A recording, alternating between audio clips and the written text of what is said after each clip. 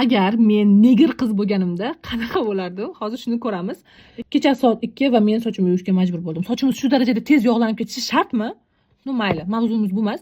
Hozir esimga tushib ketib, bitta tonalka olgan ekanman. Shu rangda. Nimaga olganimni umuman bilmayman, lekin shu tonalka menda bor. Rangi tushunuvchilar uchun shunaqa. Nima bu? Nimaga bu nimaga olganman buni? Bilmayman. Hozir shuni yuzimda sinab ko'rmoqchiman. Bir narsani rangiga o'xshar ekan, lekin mayli, videoda aytmayman. Nuka, ko'ramiz, qora qiz bo'l.